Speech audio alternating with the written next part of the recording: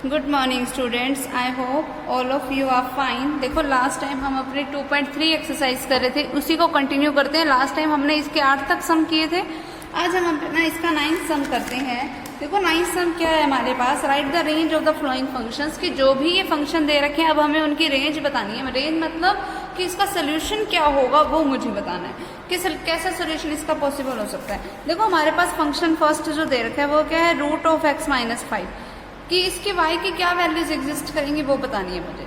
देखो y is equal to क्या है, रूट ऑफ x माइनस 5, और मुझे दे रखा है कि मुझे x क्या लेना है, ग्रेटर देन इक्वल्स टू 5 लेना है।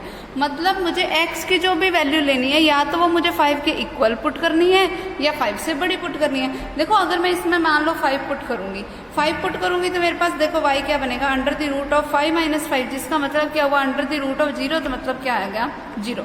तो 5 पुट करने पे y की वैल्यू क्या आएगी 0। अब 5 से कोई अबव पुट करके देखो, 5 से अबव मान लो मैंने 6 पुट की तो 6 माइनस 5 क्या होगा 1, 1 का रूट करोगे 1। तो मतलब जो भी वैल्यू मैं 5 या 5 से अबव पुट करते जाऊं तो मेरे पास y की वैल्यू जो आएगी वो क्या आ सकती है, एक तो 0 आ सकती है या फिर 0 से बड़ी। अब 0 से बड़ी तो कितनी भी जा सकती है, क्योंकि 5 से ऊपर तो मैं कितनी भी बड़ी वैल्यू पुट कर सकती हूँ। तो ये हमारे पास रेंज क्या बन गई इसकी, हमेशा क्या बनेगी 0 टू इन्फिनिटी। यहाँ क्लोज ब्रैकेट मैंने किस लिए लगाई, क्योंकि 0 के इक्वल आ सकती है, क्योंकि यहाँ इक्वल के साइन के लिए थी ये वैल्यू, ठीक है। और इन्फिनिटी के साथ हमेशा क्या लगती है, ओपन ब्रैकेट। तो ये मेरे पास रेंज हो गई इसकी, क्लियर। उसके बाद अगला देखो पॉइंट क्या है, k माइनस एक्स अपॉन में x minus k for x not equals to k। अब मुझे इसकी रेंज बतानी है। तो देखो y अगर इसके इक्वल है तो y क्या बन गया, ऊपर से देखो माइनस कॉमन आ रहा है, अंदर क्या बच गया x माइनस के, अपॉन में क्या पड़ा x माइनस के, x माइनस के से x माइनस के कैंसिल। तो मतलब x की जगह पे तुम कोई मर्जी वैल्यू पुट कर लो, रिजल्ट तो हमेशा माइनस का 1 नहीं आएगा, क्यों, क्योंकि हमेशा सेम ही वैल्यू बचती है। तो रेंज इसके लिए क्या हो जाएगी, क्योंकि सिर्फ एक ही रिजल्ट आएगा, क्या माइनस का 1, तो रेंज -1 हो गई, ठीक है। फिर अगला सेम उसी तरीके से ये देखो, यहाँ पे इसके फैक्टर बना के इसको काट देना, तो देखो क्या बनेगा, क्या है y is equals to x square minus 16 upon में x minus 4 for x not equals to 4, ठीक है। तो इसकी रेंज क्या होगी, y इज इक्वल्स टू, देखो इसके फैक्टर बनाओ, एक्स स्क्वायर माइनस 16 को मैं लिख सकती हूँ 4 का स्क्वायर अपॉन में x माइनस 4, जिसका मीनिंग क्या हुआ, a square minus b square, तो मतलब a माइनस b इंटू में a plus b, divide by में क्या पड़ा है मेरे पास x माइनस 4, x माइनस 4 से x माइनस 4 कैंसल, तो क्या बच गया x प्लस 4। अब देखो मुझे x की जो वैल्यू है वो 4 के इक्वल नहीं पुट करनी, तो मतलब मैं यहाँ 4 नहीं पुट कर सकती, ठीक है। 4 से अबव तो मैं कुछ भी पुट कर सकती हूँ, मान लो मैं इसमें 4 पुट करती तो रिजल्ट क्या बनता, 4 प्लस 4 मतलब 8, ठीक है। तो मतलब y की जो रेंज होएगी ना, मतलब y की जो वैल्यू होएगी वो 8 तो हो नहीं सकती। तो यहाँ मैंने ओपन ब्रैकेट लगा दी कि 8 से अबव कुछ मर्जी होएगी, कितनी, अप टू इन्फिनिटी तक। आगे समझ क्लियर, एक तो ये होगी। अब देखो ये तो मैंने तब बोला कि जब मैंने सिर्फ पॉजिटिव वैल्यूज पुट की, अगर मैं नेगेटिव वैल्यूज पुट करूंगी तो नेगेटिव वैल्यूज पुट करने पे 8 से छोटी भी कोई मर्जी हो सकती है, तो माइनस इन्फिनिटी से 8 तक के बीच की कोई मर्जी वैल्यू हो सकती है। देखो सिर्फ 8 नहीं होना चाहिए, इसीलिए मैं ओपन ब्रैकेट लगा रही हूँ। तो वो तुम्हारी मर्जी कि तुम उसको ऐसा बना के लिखो, या फिर सीधा तुम ये भी लिख सकते हो कि जो इसकी रेंज होगी वो कोई भी रियल नंबर हो सकती है सिवाय किसके, 8 के। दोनों में से कुछ मर्जी पुट कर दो, वही तुम्हारा रिजल्ट माना जाएगा। यूनियन लिख दिया तो मतलब हम सारी वैल्यूज लेके चल रहे हैं, तो तुम चाहे ये लिखो, बात एक ही है, ठीक है। वैसे भी ओपन ब्रैकेट लगा दी तो हमने मतलब 8 को इंक्लूड बीच में नहीं किया, तो 8 से कम 8 से ज़्यादा कोई मर्जी वैल्यूज इसमें पुट हम कर सकते हैं, ओके। ये इसके लिए क्या बन गई, रेंज। फिर उसके बाद अगला देखो, root of x square minus 9 where mod of x is greater than equals to 3, कि मतलब एक्स की जो वैल्यू है वो मुझे कोई 3 या 3 से बड़ी मैं कोई मर्जी वैल्यू पुट कर सकती हूँ। देखो mod of x greater than equals to 3, और जब भी अपन मोड हटाएंगे तो अपने पास प्लस और माइनस के साइन, दोनों के साइन आ जाएंगे। अब देखो रूट वाली जो भी वैल्यू होगी, root of x square minus 9, ये तो रूट वाला कोई भी फंक्शन सिर्फ और सिर्फ तब डिफाइन होगा जब अंदर हमारे पास वैल्यू क्या बने, पॉजिटिव बने।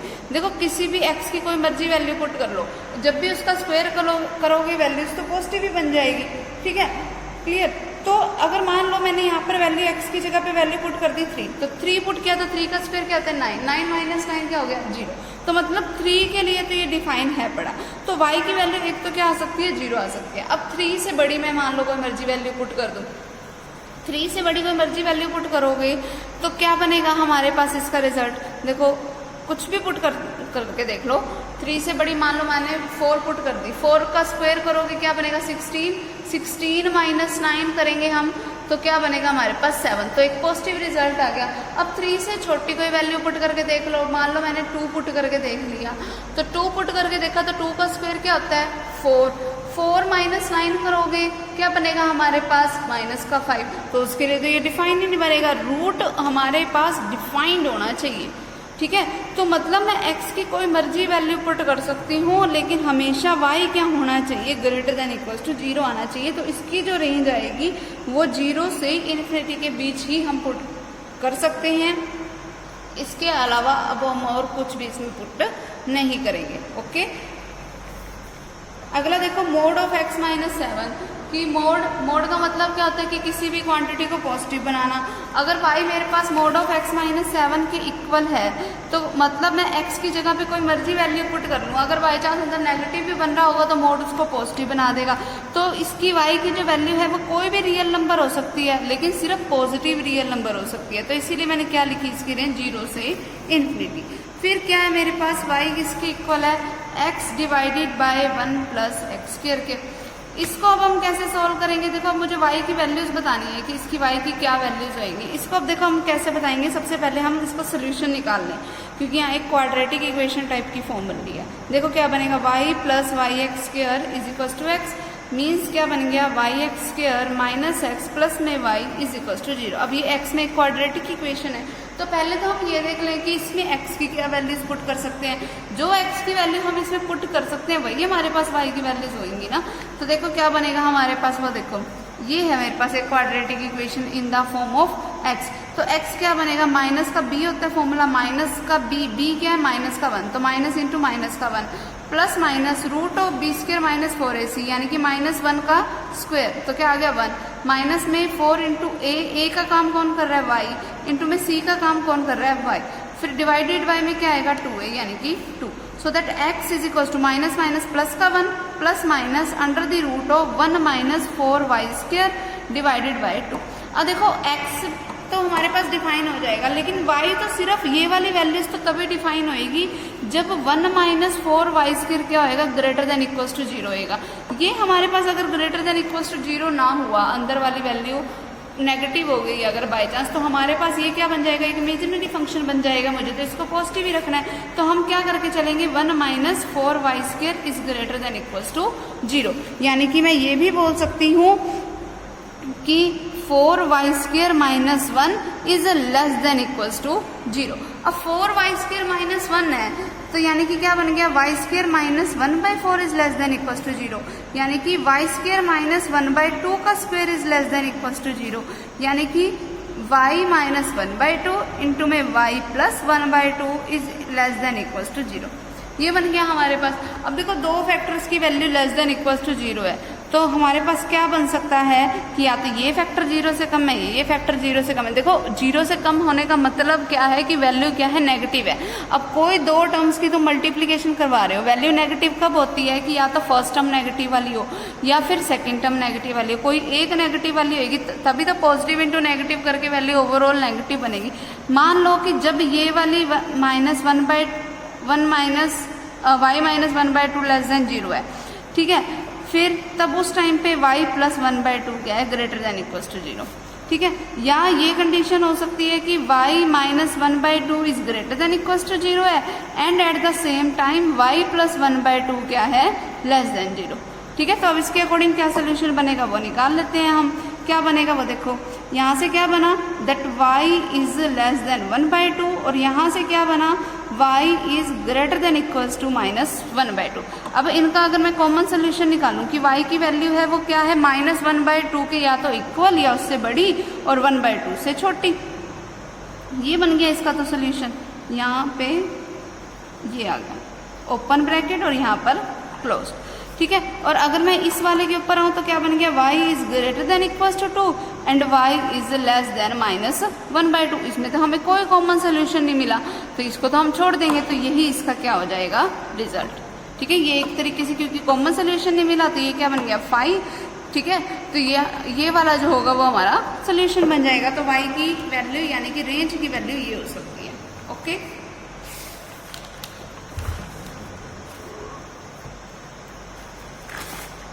अब नेक्स्ट देखो क्या है हमारे पास, find the domain and range of the following functions की जो फंक्शन दे रखे हैं मुझे उनकी डोमेन भी बतानी है एंड रेंज भी बतानी है। तो अब देखो, अब बहुत सारे सम हम डोमेन एंड रेंज वाले कर चुके हैं, तो मैं तुम्हें लिमिटेड कराऊंगी, सारे नहीं कराऊंगी, ध्यान से देखना बस। देखो क्या है हमारे पास, y क्या है, ये दोनों सेम है, एक ही कराऊंगी इनमें से। देखो y क्या है, एक्स स्क्वायर माइनस 36 अपॉन में x minus 6 if x is not equal to 6।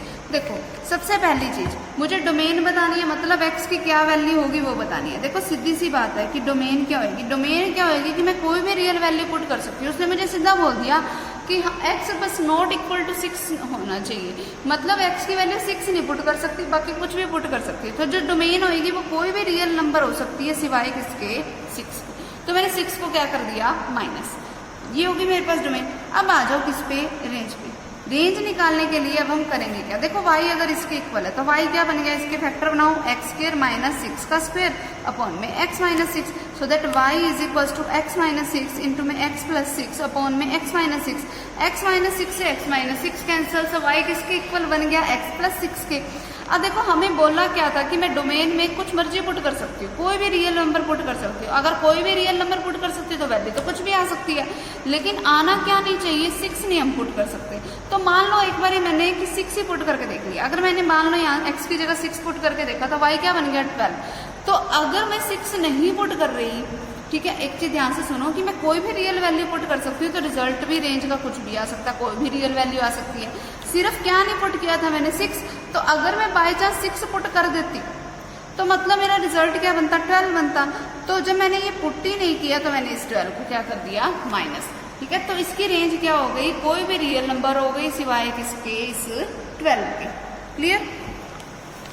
अब आ जाओ, देखो सेम ऐसे ही अगला सम अपने आप करना। देखो अब क्या है, y is equal to minus of mod of x। देखो minus of mod of x, देखो मॉडुलस का काम होता है कि किसी भी नेगेटिव वाली वैल्यू को भी हम क्या बना दें, पॉजिटिव बना दें। तो जो इसकी जो डोमेन है, मतलब अंदर तो मैं कुछ भी मर्जी पुट कर सकती हूँ, तो इसकी डोमेन तो क्या आ गई, कोई भी रियल वैल्यू। ठीक है, रेंज पे आ जाओ। देखो रेंज अगर हम निकाल रहे हैं, रेंज क्या होगा कि हमारे पास रिजल्ट क्या आ गया। देखो अगर मैं x की जगह पे कोई मर्जी वैल्यू पुट कर रही हूँ तो मॉडुलस करके वो क्वांटिटी हमेशा क्या बन जाएगी, पॉजिटिव बन जाएगी। लेकिन अगर उस पॉजिटिव की, ठीक है, अगर उस पॉजिटिव की किसी एक नेगेटिव से मल्टीप्लाई कराऊंगी तो रिजल्ट तो हमेशा नेगेटिव ही बन जाएगा। तो मतलब रेंज जो है वो माइनस इन्फिनिटी से लेके या फिर 0 पुट कर सकते हो, 0 इंटू नेगेटिव भी 0। तो मतलब इसकी जो रेंज होगी वो क्या हो जाएगी, ये। ठीक है, माइनस इन्फिनिटी से 0। इसके अलावा और कुछ 0 से ऊपर नहीं जा सकते, क्यों, क्योंकि नेगेटिव की वजह से। ओके, अब अगला देखो, y क्या है मेरे पास, मॉडुलस ऑफ x अपॉन में x। जब भी मॉडुलस आ जाए, मैंने तुम्हें बताया भी था क्या हो जाएगा, ये वाला जो फंक्शन है वो हमारे पास ब्रेक कैसे हो जाएगा कि x बाय x कब, जब x is greater than equals to 0, और माइनस का x अपॉन x जब x लेस देन 0। ये केस बन सकता है। ठीक है, अब एक चीज ये ध्यान से देखो कि अगर x बाय x है तो वैल्यू क्या हो गई, 1। देखो मॉडुलस का काम क्या होता है कि किसी भी वैल्यू को पॉजिटिव बनाना। अब अगर मान लो तुमने x की कोई बड़ी वैल्यू पुट करी है, ठीक है, 0 से बड़ी वैल्यू पुट किया, अब उसको पॉजिटिव बनाने की जरूरत ही नहीं है, वो ऑलरेडी पॉजिटिव है। तो मैंने इसको सिंपली क्या लिख दिया, x अपॉन x। ठीक है, अब मुझे माइनस ऑफ x लगाने की जरूरत कब पड़ेगी, जब मैंने x की कोई नेगेटिव वैल्यू पुट किया, तब मुझे उसको पॉजिटिव बनाने की जरूरत पड़ेगी। तो नेगेटिव की मुझे क्या करनी पड़ेगी, एक नेगेटिव से मल्टीप्लाई करनी पड़ेगी ताकि वो वैल्यू क्या बन जाए, पॉजिटिव। तो माइनस x अपॉन x तब बनेगा कब, जब हमारे पास x क्या हो, लेस देन 0। तो फिर यहाँ पे x से x cancel, so that y किसके इक्वल आएगा, 1 के इक्वल आएगा। कब, जब x greater than equals to 0, और माइनस 1 आएगा कब, जब x क्या हो, लेस देन 0। आगे समझ, ठीक है। अच्छा, अब एक चीज, यहाँ इक्वल का साइन मत लगाना, यहाँ सिंपली ग्रेटर देन लगाना। क्यों, क्योंकि नीचे जो डिनोमिनेटर वाली क्वांटिटी है वो कभी भी 0 के इक्वल नहीं होनी चाहिए। ठीक है, यानी कि इसमें x कभी भी 0 के इक्वल नहीं होना चाहिए। तो अब इसकी अगर मैं डोमेन की बात करूँ तो इसकी डोमेन में मतलब मैं x में कोई भी रियल वैल्यू पुट कर सकती हूँ, किसके सिवाय 0 के, क्योंकि डिनोमिनेटर कभी भी 0 नहीं बनना चाहिए। ठीक है, अब रेंज पे आ जाओ। रेंज क्या होएगी इसकी, देखो रेंज इसकी क्या हो सकती है, सिर्फ या तो माइनस का 1 हो सकती है या फिर क्या हो सकती है, सिर्फ प्लस का 1। इसके अलावा तो कुछ हो ही नहीं सकती। तो इसकी रेंज क्या हो जाएगी, -1 और 1। ये इसका रिजल्ट हो जाएगा। ठीक है, मैंने यहाँ करली ब्रैकेट लगाई है, क्यों? क्योंकि यहाँ पर हमने सिर्फ जो रिजल्ट है वो क्या आ सकता है, -1 और 1, इनके बीच की कोई वैल्यू नहीं आ सकती। अगर बीच की वैल्यूज भी आ सकती होती तो हम ओपन या क्लोज जैसी हमें ब्रैकेट बन रही होती हम उसी का यूज करते, लेकिन रिजल्ट सिर्फ -1 और 1 आ सकता है, इसीलिए हमने करली ब्रैकेट का यूज किया। ओके, फिर उसके बाद ये तुम खुद से करना। हमारे पास ये जो बीच की क्वांटिटी है वो कभी भी नेगेटिव नहीं बननी चाहिए, नेगेटिव बन गई तो इमेजिनरी बन जाएगी। सेम अगला भी ऐसे, इससे अगला भी ऐसे। अब आ जाओ 8th वाले पे। y क्या है मेरे पास, x minus greatest integer of x, ये है मेरे पास y। अब देखो इसको कैसे करोगे, अब मुझे इसकी डोमेन और रेंज दोनों बतानी है। देखो सीधी सी बात है, डोमेन तो इसकी कुछ मर्जी हो सकती है कि मैं x की जगह पे कोई मर्जी वैल्यू पुट कर सकती हूँ, तो डोमेन तो कोई भी रियल नंबर हो सकती है। अब बारी आती है रेंज की, रेंज क्या होगी इसकी वो मैं निकाल लेती हूँ। देखो अगर y मेरे पास किसके इक्वल है, x minus greatest integer of x के, तो देखो ग्रेटेस्ट इंटीजर मैंने लास्ट टाइम जब तुम्हें इसकी डेफिनेशन बताई थी तो मैंने ये बताया था कि जब भी हम ग्रेटेस्ट इंटीजर किसी भी नंबर का निकालने लगते हैं ना, तो उसकी लेफ्ट साइड में जो भी पहला अपने को इंटीजर दिखता है वही उसका रिजल्ट बन जाता है। तो उसके लिए ना एक जनरल सिचुएशन होती है, वो क्या होती है कि x जो होगा वो लेस देन इक्वल्स टू हो सकता है किसके, ग्रेटेस्ट इंटीजर ऑफ x के, और लेस देन किसके होगा, x प्लस 1 के। ये होती है जनरल वैल्यू, ठीक है। अब अगर मान लो ये हमारे पास कोई भी जनरल वैल्यूज है तो हमारे पास देखो ये क्या बनेगा, देखो हमें फॉर्म बनानी है y is equals to x। वैसे ना एक ये भी हो सकती है, दो तरीके के सोल्यूशन हो सकते हैं। एक सोल्यूशन ये भी हो सकता है कि ग्रेटेस्ट इंटीजर ऑफ x जो होगा वो लेस देन इक्वल्स टू होगा x के, और लेस देन इक्वल्स टू होगा greatest integer of x plus 1 के। तो मैं इस वाले रिजल्ट का यूज कर लेती हूँ, क्यों? क्योंकि यहाँ पर जो हमें चाहिए ना वो x पॉजिटिव चाहिए, तो मैंने बीच में x वाला ले लिया। तो मैं इस रिजल्ट का यूज कर रही हूँ कि ग्रेटेस्ट इंटीजर ऑफ x जो होगा वो less than equals to x होगा, और लेस देन किसके होगा, greatest integer of x plus में 1 के। अब अगर मैं सभी में से ये वाला रिजल्ट बना कैसे, पहले वो भी सुन लो। वो ऐसे कि अगर मान लो मेरे पास कोई भी एक नंबर है 1.1, तो 1.1 का ग्रेटेस्ट इंटीजर क्या होएगा, 1 होएगा, ठीक है। तो greatest integer 1 is less than equals to always 1.1, क्योंकि x क्या था मेरे पास 1.1, which is always less than क्या, 1 प्लस, इसका ग्रेटेस्ट इंटीजर क्या आया था 1 प्लस 1, तो 1 is less than equals to 1.1 less than 2। ये वैल्यू ट्रू है ना, ठीक है, ऐसे निकाल के देख लो, ठीक है, ये बन गया हमारे पास। अब देखो अगर मेरे पास ये जनरल वैल्यू है तो अगर मैं इस सब में से ग्रेटेस्ट इंटीजर ऑफ x को माइनस कर दूँ तो क्या बनेगा, लेफ्ट साइड ये है मेरे पास greatest integer of x minus greatest integer of x less than equals to x minus greatest integer of x less than क्या आएगा, greatest integer of x plus 1, और इसमें से माइनस किसको कर दो, ग्रेटेस्ट इंटीजर ऑफ x को। अब ग्रेटेस्ट इंटीजर में से ग्रेटेस्ट इंटीजर माइनस हो गया, ठीक है, जो कटते थे काट दिए मैंने। क्या बन गया यहाँ पे 0 less than equals to x minus ये वैल्यू सेम, फिर लेस देन क्या बच गया 1। तो मतलब इसकी जो वैल्यू है y की, ये जो वैल्यू है वो किसके बीच लाई करेगी, 0 से 1 के बीच लाई करेगी। तो क्योंकि 0 के साथ इक्वल का भी साइन था इसलिए मैंने क्लोज ब्रैकेट लगाई और यहाँ क्या लगी, ओपन, तो इसकी रेंज हो गई ये। Okay, clear. अब उसके बाद देखो next some, A function f on the set R of real numbers is defined by y is equals to fx is equals to x square. Complete the following table by using this definition. Find the domain and range of the following function. Also draw the graph. अब देखो हमें क्या दे रखा है कि कोई एक function दे रखा है fx is equals to क्या है, x square, और हमें एक टेबल दे रखी है। वो टेबल देखो क्या है हमारे पास, वो टेबल है ये,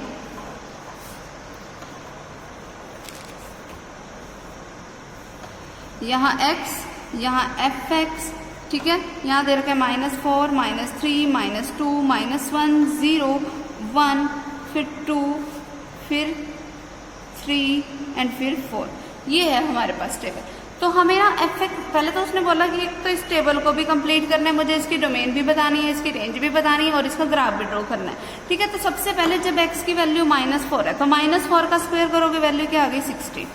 फिर x की वैल्यू जब -3 है तो -3 का स्क्वायर करोगे तो fx की क्या वैल्यू होगी 9।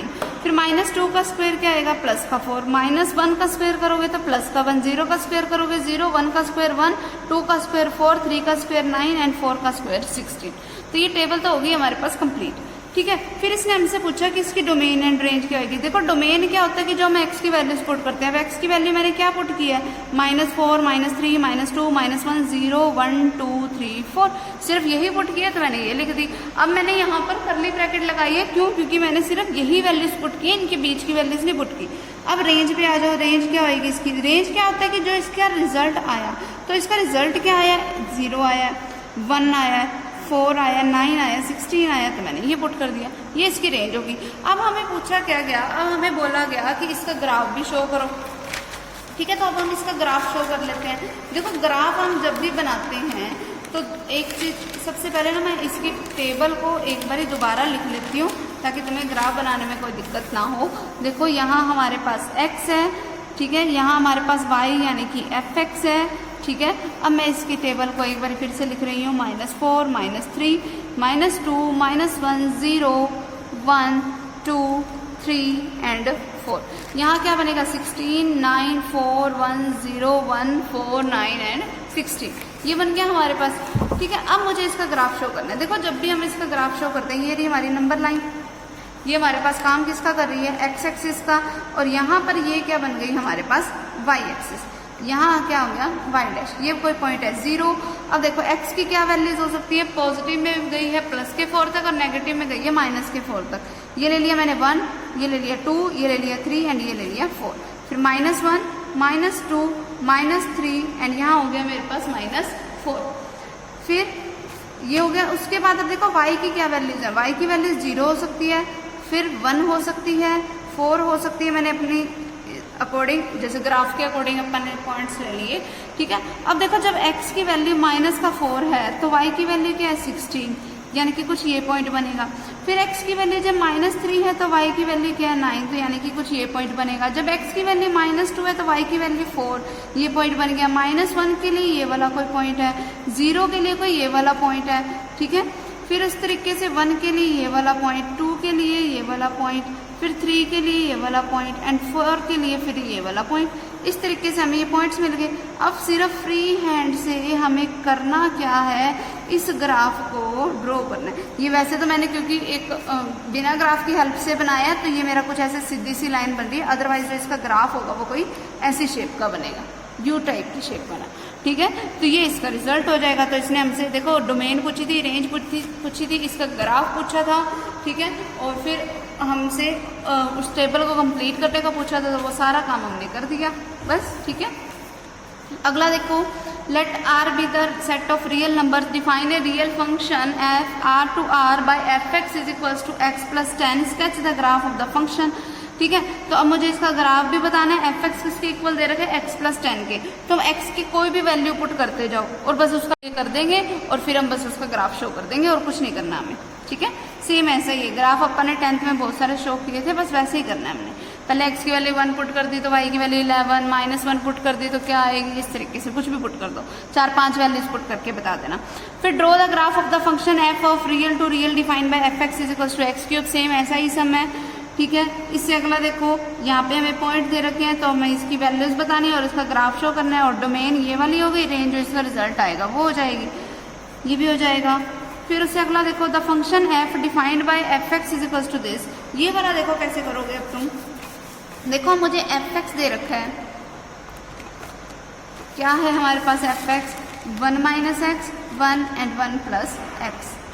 ठीक है, 1 - x तब है जब x <0 है, 1 तब है जब x इक्वल्स टू 0 है, एंड 1 प्लस x तब है जब x ग्रेटर देन 0 है।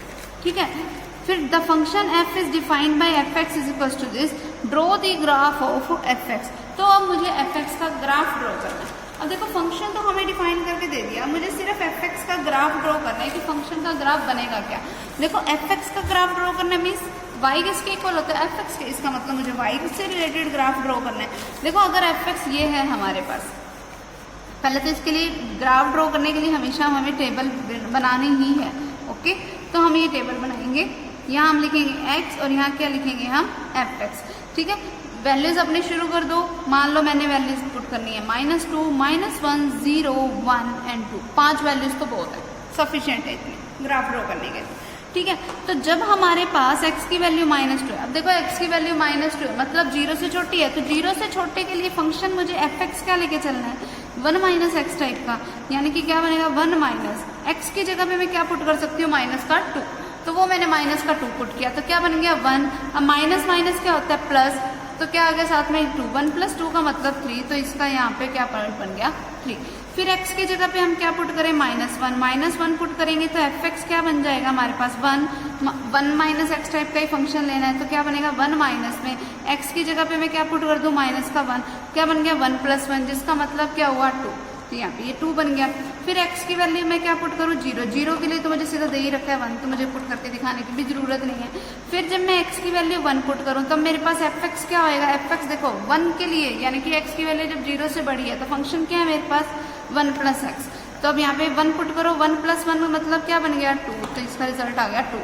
फिर जब x की वैल्यू मैं 2 पुट करूंगी तब मेरे पास fx क्या बनेगा, वो देखो फंक्शन क्या है 1 + x, 1 + 2 मीन्स 3, ठीक है। तो अब यहाँ क्या बनेगा 3। अब इसने हमसे सिर्फ ग्राफ ड्रॉ करने को बोला, तो अब इन पॉइंट्स को हम क्या कर देंगे ग्राफ पे शो। ये हमारे पास है नंबर लाइन, ठीक है, ये x डैश, ठीक है, यहाँ पे अपने पास क्या बन जाएगी y एक्सिस एंड यहाँ है y डैश, ये 0, यहाँ पर 1 पॉइंट, यहाँ पे 2, यहाँ -1 और यहाँ -2, और y की देखो मैक्सिमम वैल्यूज कहाँ तक गई है 1, 2 एंड 3 तक, तो ये 1, ये 2 एंड ये मैंने ले लिया 3। अब इनको सिर्फ ग्राफ पे शो कर दो कि जब x की वैल्यू -2 है तो y की वैल्यू क्या है +3, तो ये पॉइंट हो गया। जब x की वैल्यू -1 है तो y की वैल्यू है 2, ये पॉइंट हो गया। जब x की वैल्यू 0 है तो y की वैल्यू है 1, तो ये पॉइंट हो गया। जब x की वैल्यू 1 है तो y की वैल्यू है 2, ये पॉइंट हो गया। जब x की वैल्यू 2 है तो y की वैल्यू है 3, तो ये पॉइंट हो गया। अब सिर्फ फ्री हैंड से स्केल का यूज मत करना, ठीक है, फ्री हैंड से हमने इन्हीं पॉइंट्स को ज्वाइन कर दिया, ये इसका ग्राफ बन गया, ठीक है, ये इसका रिजल्ट हो जाएगा। अब अगला देखो नेक्स्ट सम, देखो next sum is if f is defined from real to real defined by fx is equals to x² - 3x + 2 then find f of fx, ये मुझे निकालना है, ठीक है। अब देखो ये हम निकाल लेंगे कैसे, देखो करने का तरीका क्या होगा, देखो हमें चाहिए f ऑफ fx, मतलब f ऑफ fx की क्या वैल्यू है, ये x² - 3x + 2, ये निकालना है मुझे। देखो एक सिंपल सी बात है कि अगर fx इसके इक्वल है तो जब यहाँ x है तो अपने पास ये सोल्यूशन है। अब x के को मुझे रिप्लेस किससे करना है, इस क्वांटिटी से, तो इसमें जहाँ जहाँ x है ना वहाँ पर ये लगा दो। देखो यहाँ x है, x की जगह पे अब ये वैल्यू लगाओ, x² - 3x + 2। अब देखो इस x का स्क्वायर भी था तो इसका भी स्क्वायर आएगा, फिर माइनस का ये वाला 3, अब इस 3 के इंटू में क्या है x को मुझे रिप्लेस किससे करना है, x² - 3x + 2 से, फिर प्लस में क्या पड़ा है 2, वो एज इट इज, ठीक है। अब सिर्फ मुझे इसको सोल्व करना है, क्या फॉर्मूला बन रहा है a - b + c के होल स्क्वायर का, तो a² यानी कि x की पावर 4 + b², ठीक है, तो ये कर दिया मैंने 9x² प्लस में c² यानी कि 2 का स्क्वायर, जिसका मीनिंग क्या हुआ 4, फिर क्या आएगा -2ab, तो -2 इंटू में x² इंटू में 3x, तो क्या बनेगा -6x³, फिर माइनस में क्या आएगा 2bc, तो क्या बनेगा 3x इंटू में 2 क्या आ गया 6x इंटू में 2 क्या आ गया 12, तो क्या बन गया ये -12x, फिर प्लस में क्या आएगा 2ac, तो क्या बन गया 4x², ठीक है। फिर अब इसके अंदर मल्टीप्लाई कराओ, क्या बनेगा -3x² प्लस का 9x माइनस का 6, ठीक है, फिर प्लस में 2, तो अब इसको सोल्व कर दो, क्या बना हमारे पास x की पावर 4, फिर माइनस का 6x³ ये वाला एज इट इज, फिर अब देखो 9x² प्लस 4x² प्लस का 13x² 13x² minus 3x² means plus का 10x², फिर अब आगे x वाले देखो क्या है हमारे पास 9x minus 12x means minus का 3x, फिर 4 - 6 मीन्स माइनस का 2, माइनस का 2 एंड प्लस का 2 मीन्स 0, तो ये इसका रिजल्ट होगा, ओके। अब अगले वाले में देखो हमारे पास 3 ये fx आए हैं, ठीक है। अब अगले वाले को जो हम सोल्व करेंगे वो कैसे करेंगे, वो देखो fx मुझे दे रखा है 1/1 - x और मुझे वैल्यू बतानी है f ऑफ fx की। 3 टाइम दे रखा है, तो 3 टाइम को कैसे सोल्व करना है वो ध्यान से देखो। सबसे पहले देखो हमारे पास fx अगर इसके इक्वल है तो मतलब f ऑफ देखो इस fx की जगह पे हम क्या लगा देंगे 1/1 माइनस x, ठीक है, ये बन गया हमारे पास। इतना बनने के बाद अब इस बाहर वाले f को तो एज इट इज पड़े रहने दो, अब अंदर वाले fx पे गौर करो, इस वाले क्वांटिटी पे। अब देखो यहाँ क्या f ऑफ दिस फंक्शन, जब fx इसके इक्वल है तो मतलब मुझे x को इससे रिप्लेस करना है। अब जहाँ जहाँ x है वहां पर x की जगह ये लगा दो, तो 1/1 माइनस इस x की जगह पे मुझे क्या लगाना है, ये 1/1 माइनस x, ठीक है। तो ये क्या बन गया f ऑफ, सबसे पहले इनका अंदर एलसीएम भी ले लो, क्या बनेगा, इस वाले 1 को तो एज इट इज पड़े रहने दो ऊपर वाले को, और ये वालों का एलसीएम लोगे, क्या बनेगा 1 माइनस एक्स, क्या बनेगा 1 minus x minus 1, so that f of क्या बन गया 1/1 से 1 कैंसल माइनस एक्स अपॉन में 1 माइनस एक्स। फिर ये 1 माइनस एक्स कहाँ चला जाएगा ऊपर, क्या बन गया 1 माइनस एक्स अपॉन में माइनस का x, so that f is equals to, क्या ऊपर से माइनस कॉमन आ सकता है, कॉमन ले लिया मैंने, x माइनस 1 अपॉन में क्या बच गया माइनस का x से सॉरी माइनस से माइनस कैंसर, तो ये क्या बन गया f of x minus 1 upon में x।